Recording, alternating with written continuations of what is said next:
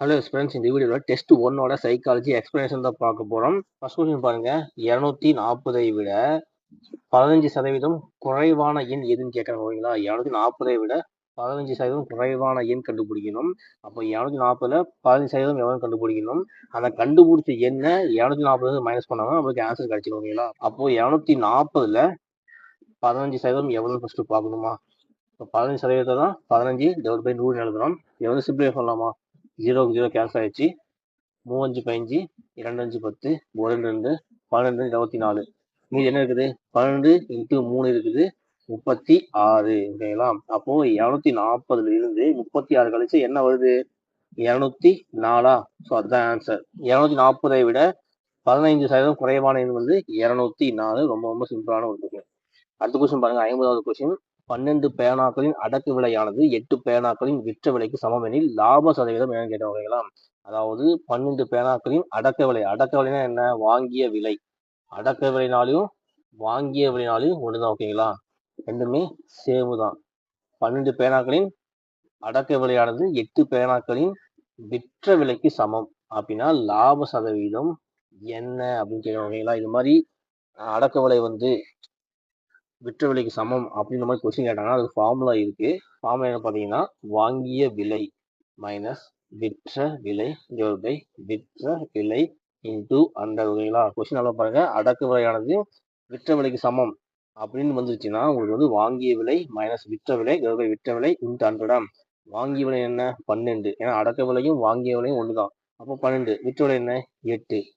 விற்ற விலை என்ன? 8 இன்ட்டு 100. இப்போ 12 மைனஸ் 8னா 4/8 இன்ட்டு 100. 1 2 1 50. அப்போ 50%. லாப சதவீதம் என்ன? 50%. ரொம்ப ரொம்ப சிம்பிளான ஒரு கொஸ்டின். அடுத்த கொஸ்டின் பாருங்க, ஆர்ட் 39, பால் வந்து 27. அப்போ பேக் வந்து என்னன்னு கேட்கறாங்க. ஓகேங்களா, ஆர்ட்டுக்கு வந்து நம்பர் கொடுத்தாங்க 39, பால் வந்து 27. இந்த மாதிரி ரொம்ப ரொம்ப சிம்பிளான கொஸ்டின். ஏபிசிக்கு நம்பர் போட்டு பார்க்கலாம். ஏக்கு வந்து 1, பிக்கு 2 அப்படி நம்பர் போடணும். அதுதான் அது மாதிரி நம்ம போட்டு பார்க்கலாமா. இந்த ஏக்கு வந்து என்ன கொடுத்துருக்காங்க? ஏ வந்து என்ன? 1. ஏ வந்து 1னா ஆர் என்ன? ஆர் என்னன்னு பாருங்க, 18. ஆர் வந்து 18. டி என்ன? டி வந்து 20. இப்போ 1 18 20. 1 18 20. இப்போ 39 வரணும். நம்ம என்ன பண்ணலாம்? ப்ளஸ் பண்ணி பார்க்கலாமா.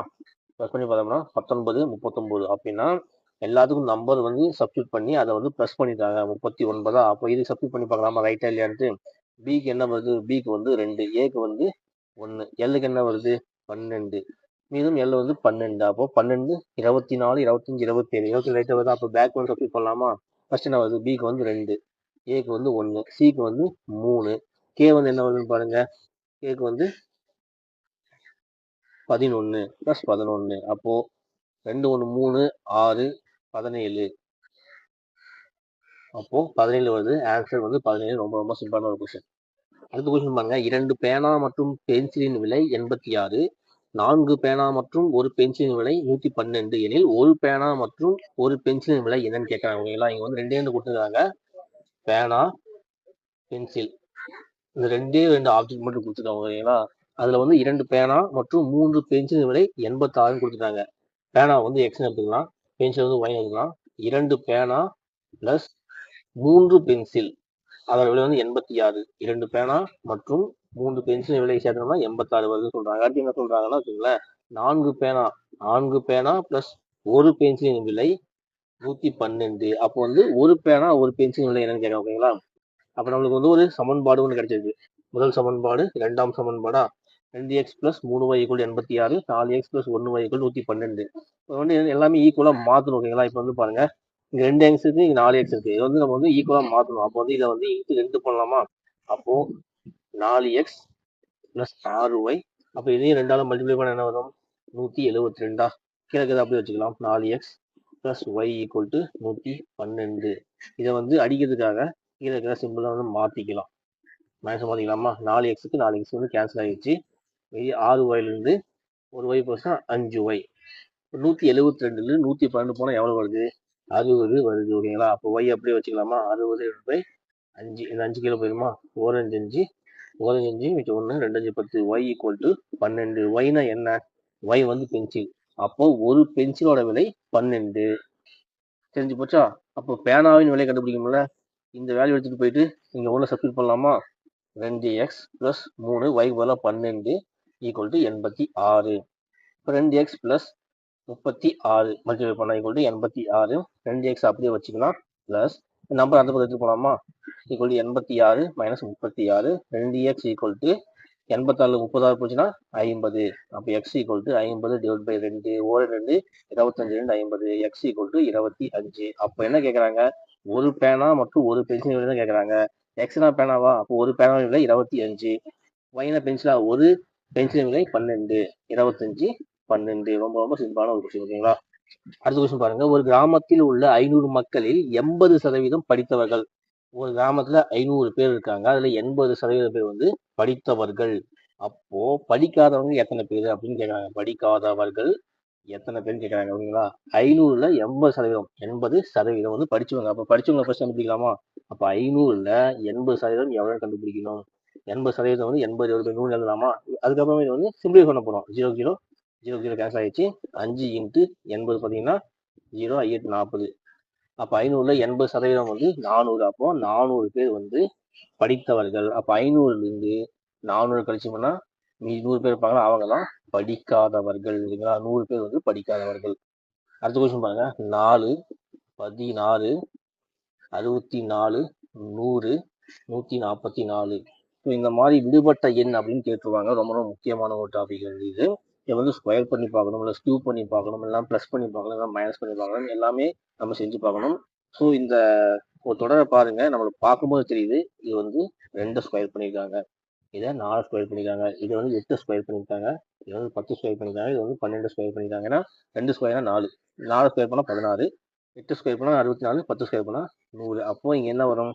இங்கே 2 4 8 10 12 இரட்டைப்படை எண்கள் 2 4, இப்போ 6 தான் வரும். அப்போ 6 ஸ்கொயர் பண்ணால் 36. ஆன்சர் வந்து 36. ஓகேங்களா? 2 ஸ்கொயர் 4 ஸ்கொயர் 6 ஸ்கொயர் 2 4 6 8 இரட்டைப்படை எண்கள், அதை ஸ்கொயர் பண்ணிட்டாங்க. ஆன்சர் வந்து 36. இதுதான் விடுபட்ட எண்.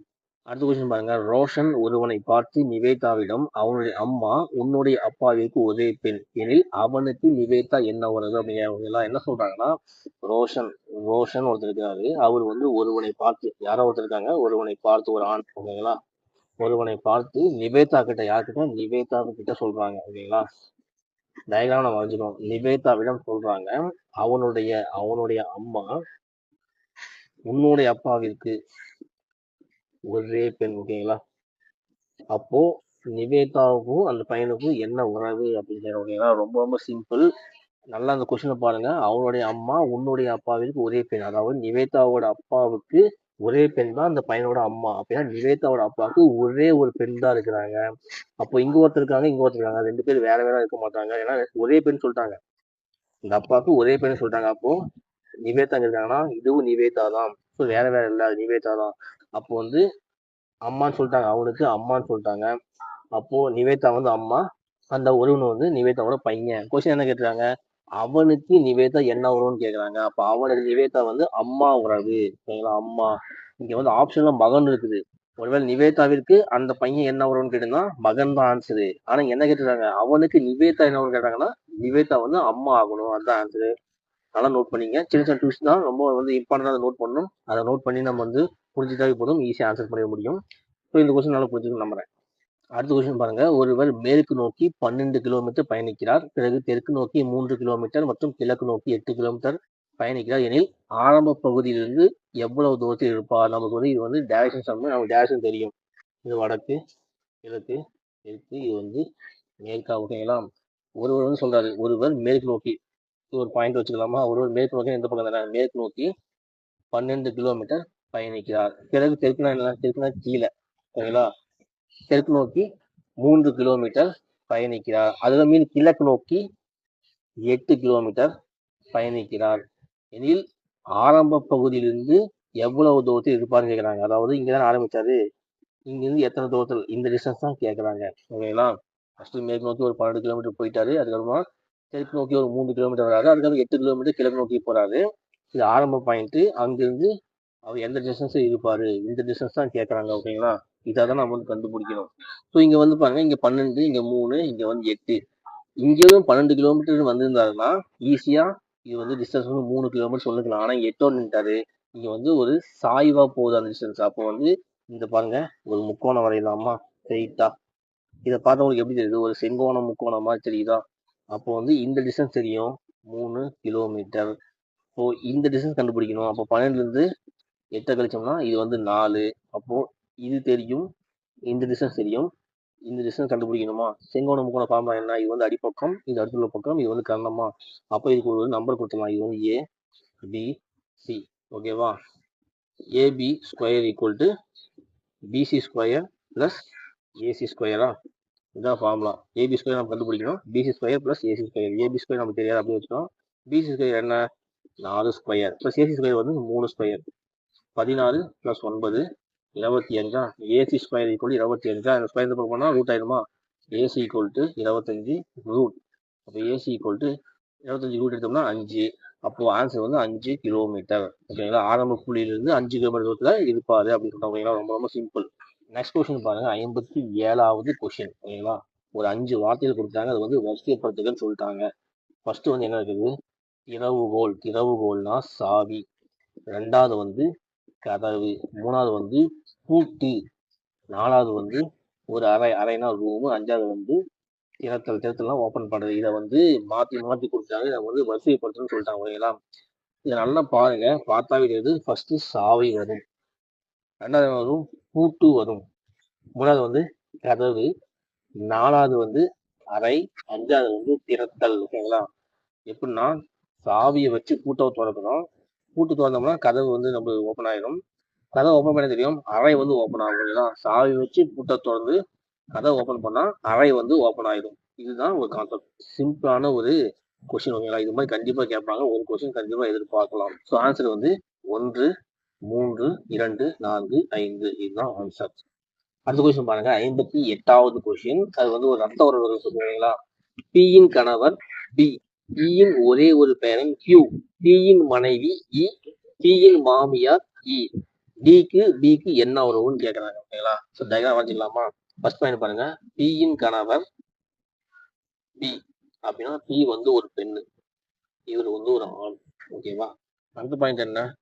இயின் ஒரே ஒரு பேரன் கியூ, இவர் வந்து பேரன். அடுத்த பாயிண்ட் பாருங்க, டியின் மனைவி இ, டின்னு ஒருத்தராரு, அவரோட மனைவி தான் இ.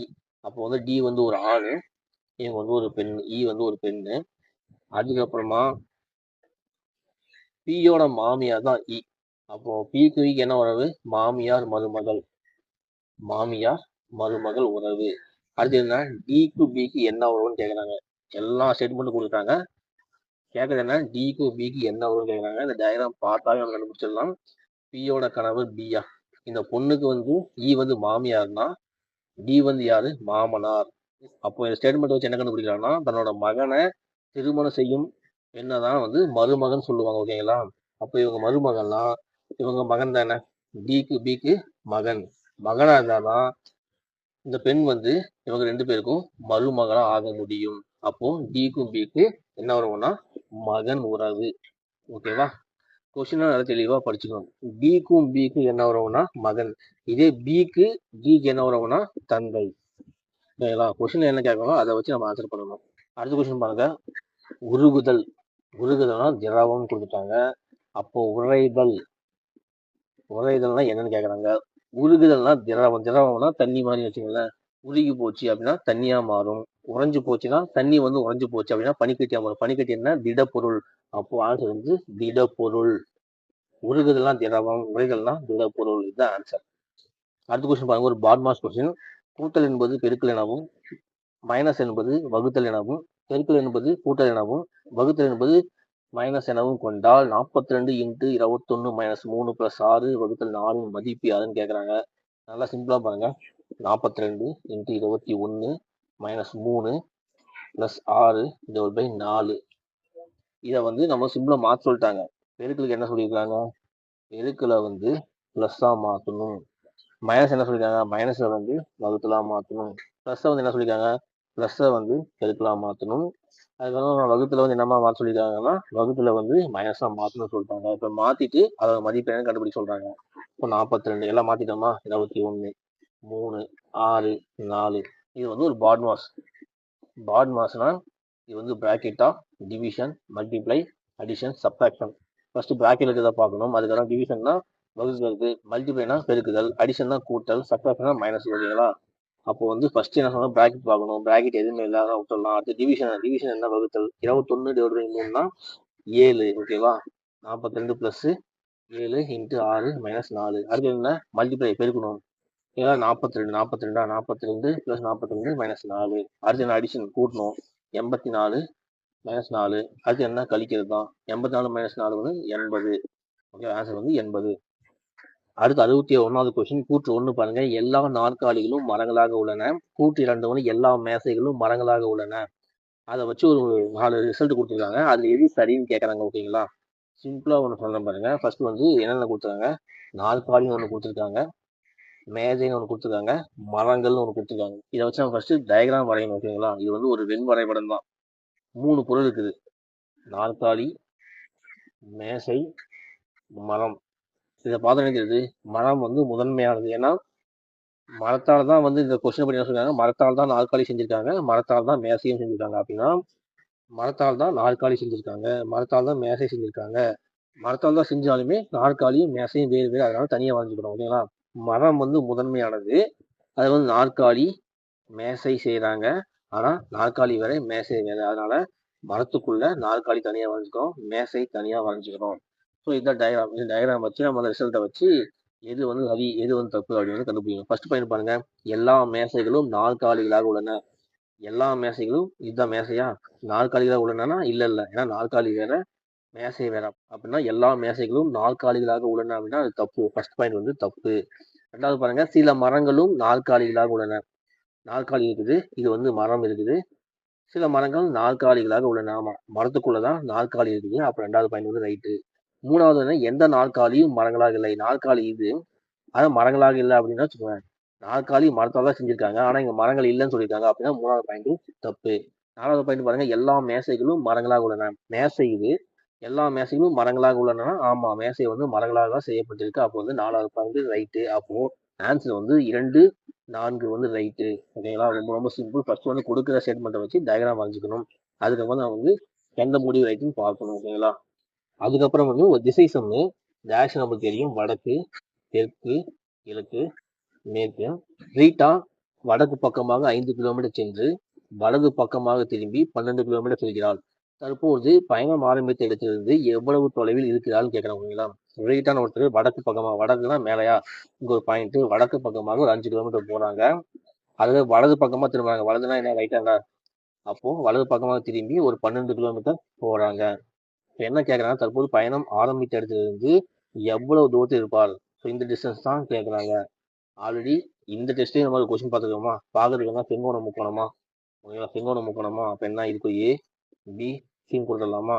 நம்மளுக்கு ஏபி தெரியும், பிசி தெரியும். இங்கே வந்து ஏசி கண்டுபிடிச்சிடலாமா. அப்போ AC square equal to AB square plus BC square.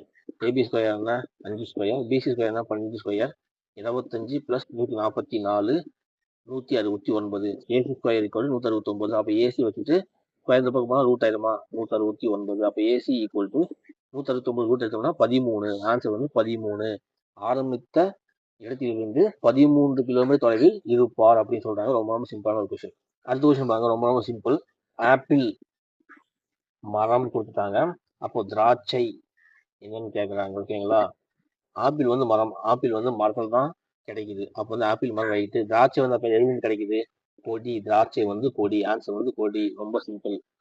அடுத்த கொஸ்டின் பாருங்க. 64வது கொஸ்டின். 2 பகடைகள் வீசப்படும் போது அவற்றில் கிடைக்கக்கூடிய எண்களின் கூடுதல் 9ஆக இருக்கு நிகழ்தகவு என்ன. 2 பகடைகள் வந்து உருட்டுறாங்க.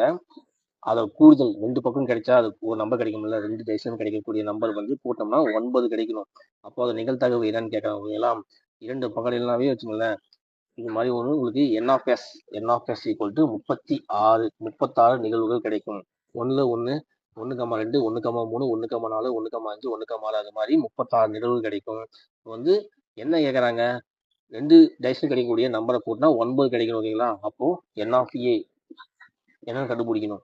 ஓகேங்களா? அப்போ மொத்த ஃபார்முலா என்ன, P(A) ஈக்குவல் டு என்.ஆஃப்.ஏ பை என்.ஆஃப்.எஸ்ஸா. ஓகேவா?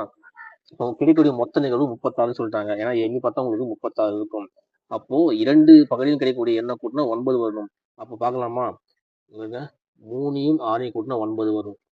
4யும் 5யும் கூட்டினா 9 வரும். அதுக்கப்புறமா 5யும் 4யும் கூட்டினா 9 வரும். 6ம் 3 கூட்டினா 9 வரும். வேற எந்த நம்பர் கூட்டினாலும் 9 வராது. அப்படின்னா 1, 2, 3, 4. அப்போ வந்து என்ஆஃபி வந்து 4. அப்போ என்ஆஃபி 4ன்னு போடலாமா? கீழே வந்து என்ன 36. அப்போ 4 9 36. ஆன்சர் வந்து 1/9. அப்போ கிடைக்கக்கூடிய நிகழ்வு வந்து 1/9. ரொம்ப ரொம்ப சிம்பிளான ஒரு கொஸ்டின், கண்டிப்பாக கேட்பாங்க. அடுத்த கொஸ்டின் பாருங்க. 2014 மார்ச் 13 அன்று வியாழக்கிழமை எது? 2014 டிசம்பர் மாதம் 17ஆம் தேதி என்ன கிழமை அப்படின்னு கேட்குறோம்.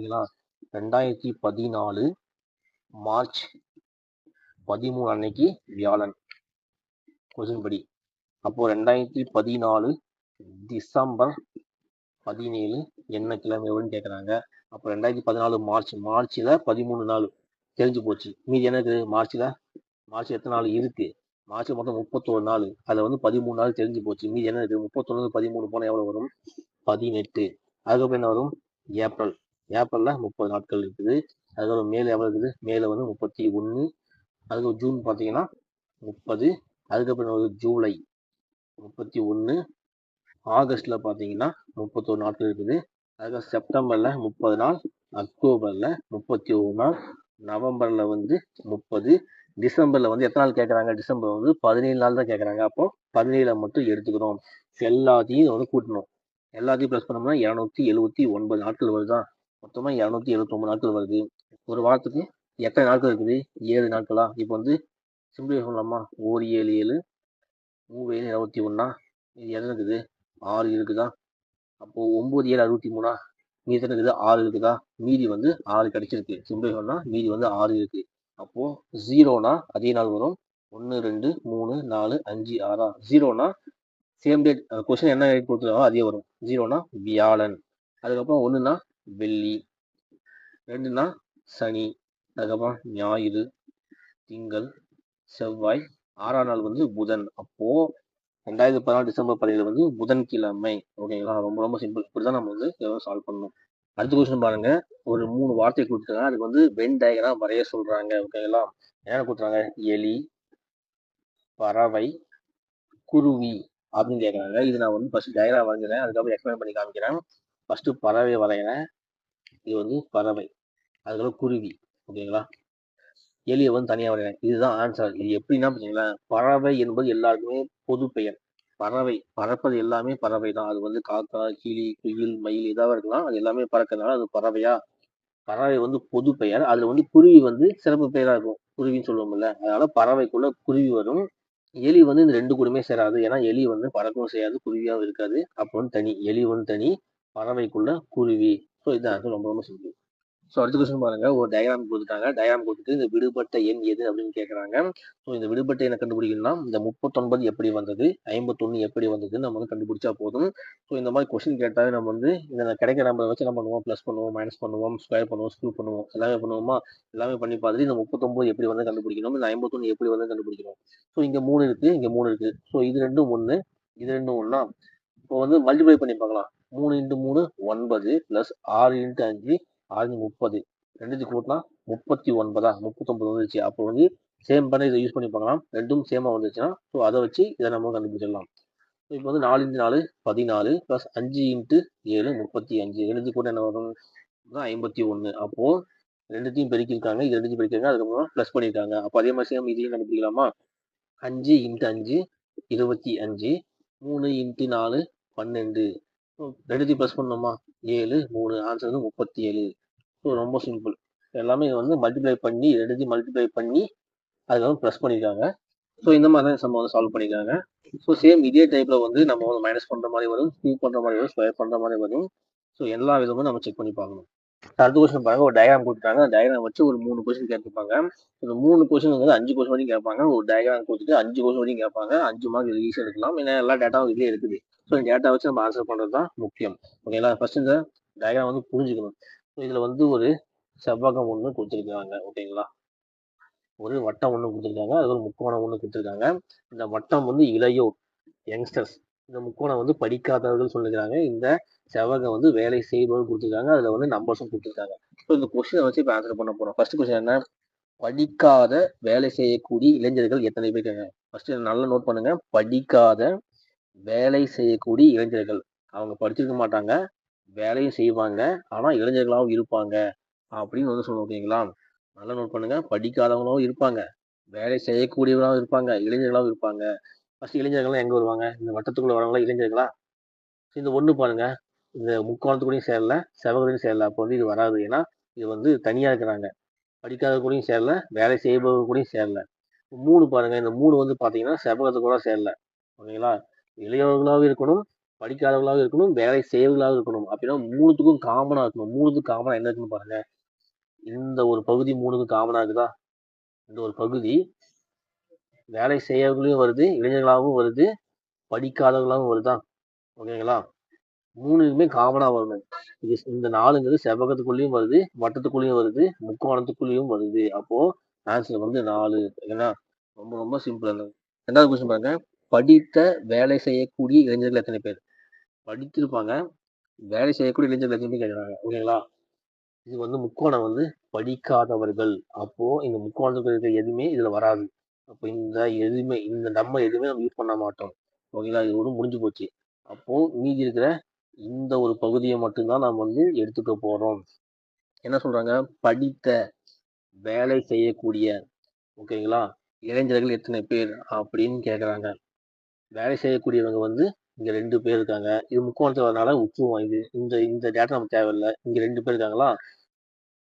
படிச்சவங்களாவும் இருப்பாங்க, வேலையும் செய்யறாங்க, இளைஞர்களாவும் இருக்கிறாங்க. ஓகேங்களா? அப்போ இந்த ஆன்சர் வந்து 2. சிம்பிளா முடிஞ்சு போச்சா? ஏன்னா இந்த முக்கோணம் வந்து படிக்காதவர்கள், அதனால வந்து அந்த டேட்டாவை எடுத்துக்க மாட்டோம். இந்த 1 வந்து தனியா இருக்கு, இளையவர் மட்டும் தான் இருக்குது. அது யார் கூடயும் சேரல. இந்த 1 வந்து யார் கூடயுமே சேரல, படிக்காதவங்க கூடயும் சேரல, வேலை செய்யறவங்க கூடயும் சேரல. அப்போ வந்து இந்த முக்கோணத்தையும் விட்டுருவோம், இது 1ஐயும் விட்டுருவோம். இது என்ன இருக்குது? 2. ஆன்சர் வந்து 2. படித்த வேலை செய்யக்கூடிய இளைஞர்கள் வந்து 2 பேர். ஆன்சர் வந்து 2. ஓகேங்களா? அடுத்த கொஸ்டின் பாருங்க. படித்த வேலை இல்லாத இளைஞர்கள் எத்தனை பேர்? நல்ல கொஸ்டின் பாத்துங்க. படித்த வேலையே இல்ல இளைஞர்கள் எத்தனை பேர் கேக்குறாங்க.